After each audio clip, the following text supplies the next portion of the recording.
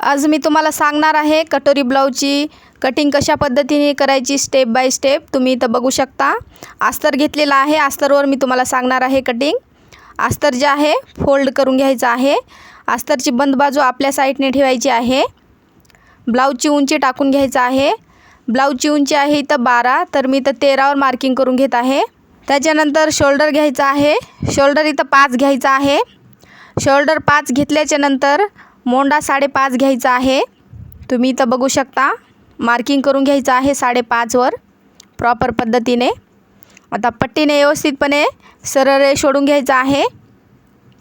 अशा पद्धतीने step by step मी तुम्हाला सांगणार आहे। त्याच्यानंतर फिटिंगचा माप टाकून घ्यायचा आहे, म्हणजेच लांबी आहे 7वर इथं मार्किंग करून घ्यायचं आहे। शिलाई मार्जिनसाठी 2 इंच घ्यायचं आहे। त्याच्यानंतर व्यवस्थितपणे पट्टीने रेष ओढून घ्यायचं आहे, जशास तसं प्रॉपर पद्धतीने। खूप सोपी आणि सरळ पद्धत आहे। एकदा तुम्ही बघाल तर तुमच्या लक्षात बसेल। त्याच्यानंतर मोंड्याला आकार देण्यासाठी 1.5वर मार्किंग करून घ्यायचं आहे। 1.5वर मार्किंग करून घेऊन मोंड्याला आकार द्यायचा आहे। ज्यावेळेस आपण बॅक साईडची कटिंग करतो त्यावेळेस मोंड्याला आकार देण्यासाठी 1.5वर मार्किंग करून मोंड्याला आकार द्यायचा आहे। इथं मी पट्टीचा वापर करत आहे अशा पद्धतीने, सरळ पद्धतीने। त्याच्यानंतर शोल्डरच्या साईडने 2.25वर मार्किंग करायचं आहे। 2.25वर मार्किंग करून गळ्याची उंची टाकून घ्यायचं आहे। गळ्याची उंची 8 आहे। 8वर इथं मार्किंग करून घ्यायचं आहे। गळ्याला आकार देण्यासाठी 3वर मार्किंग करायचं आहे खालच्या साईडने। त्याच्यानंतर गळ्याला आकार द्यायचा आहे सोप्या पद्धतीने। गोल असा आकार आहे गळ्याचा, गोल आकार देऊन घ्यायचा आहे अशा पद्धतीने। त्याच्यानंतर बॅक साईडला एक टक्स असतो तो पण इथं टाकून घ्यायचा आहे। इंची टेप पकडायची आहे शोल्डरच्या साईडने, खालच्या साईडने मार्किंग करायचं आहे। खालचा जो टक्स आहे तो 4चा घ्यायचा आहे। साईडने अर्धा इंचवर मार्किंग करायचं आहे सरळ पद्धतीने। तुम्ही इथं बघू शकता अशा पद्धतीने बॅक साईडची कटिंग झालेली आहे। आता फ्रंट साईड कशा पद्धतीने कटिंग करायची, माप कसे घ्यायचे ते पण मी तुम्हाला ह्याच व्हिडिओमध्ये सांगणार आहे।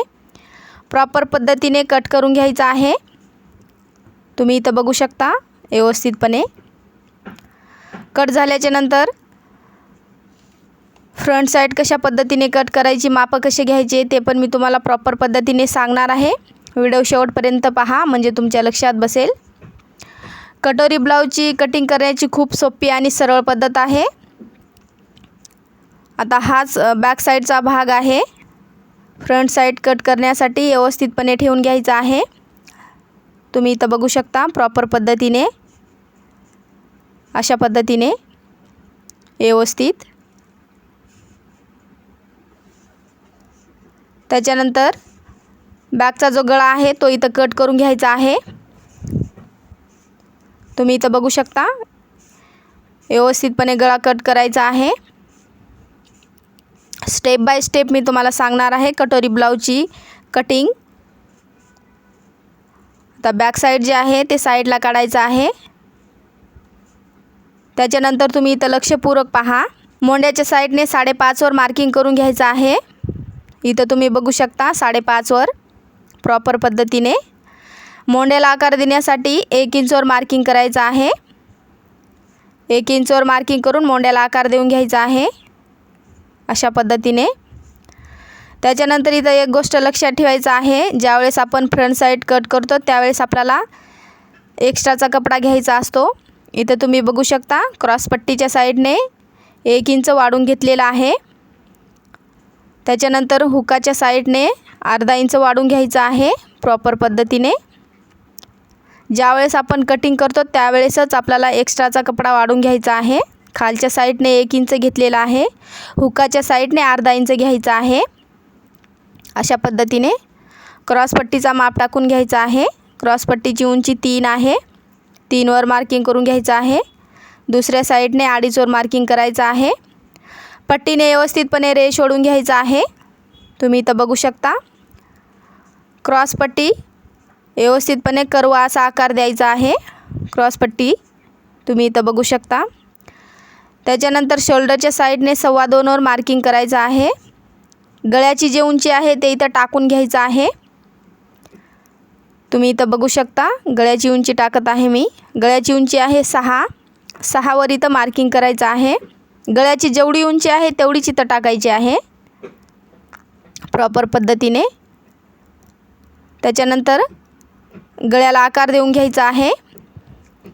गोल असा आकार आहे, तुम्ही इथं बघू शकता.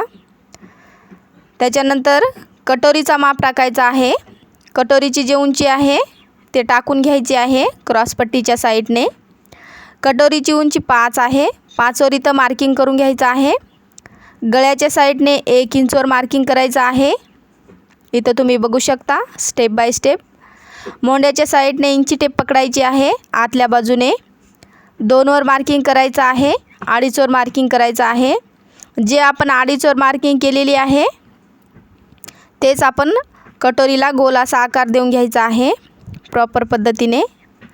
कटोरी हे गोल आली पाहिजे अशा पद्धतीने माप टाकून कटोरीला आकार देऊन घ्यायचा आहे. ज्यावेळेस आपण कटिंग करतो त्यावेळेसच कटोरी गोल आली पाहिजे.